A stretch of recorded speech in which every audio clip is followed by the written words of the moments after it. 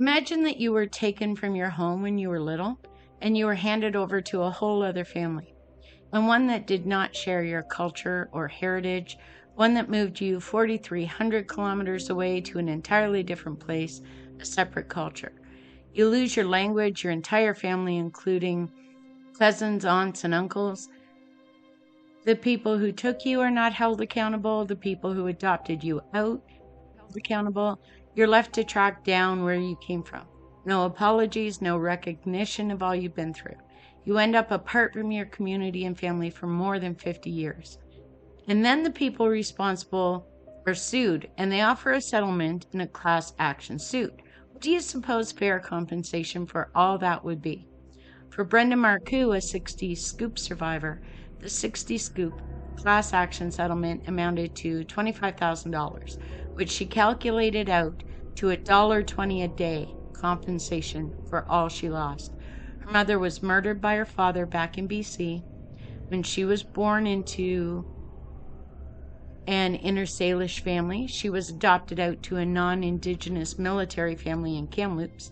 They moved her to Quebec. She was separated from her siblings, from her birth family, her language, her culture, her heritage. Luckily for her, years later, she was able to reconnect with family, including her father, who admitted what he had done.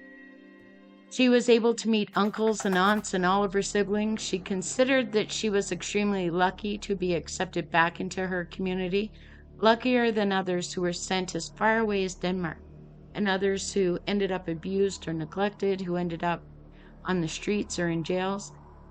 Marcoux considers the amount an insult, one that continues to devalue the lives of Indigenous people and a way to avoid taking true responsibility for the era.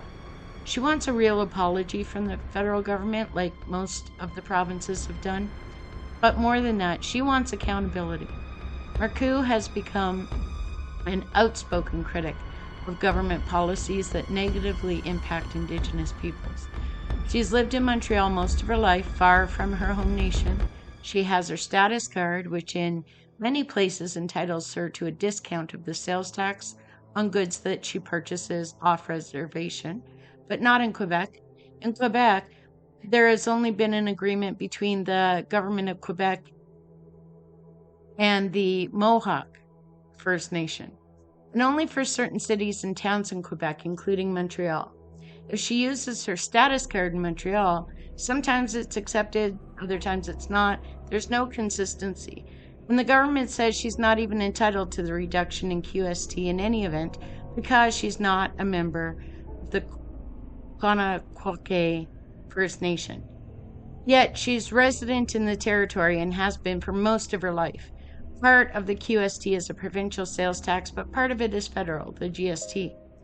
She could use the card in most places in Ontario, but that's not where she lives. It would be used in British Columbia, but again, that's not where she lives.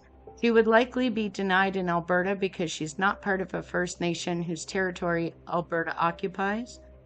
Across the country, Indigenous peoples face the same issues with inconsistency, which is only compounded for those who were moved away from their homes, for those who moved for an educational or an employment opportunity. Marcoux would like to see the inconsistencies end and to have Indigenous folks across the nation have exactly the same laws and policies apply. Make it fair and straightforward. In her words, quote, "It's like an actual tangible thing that is being given as part of the reconciliation," end quote.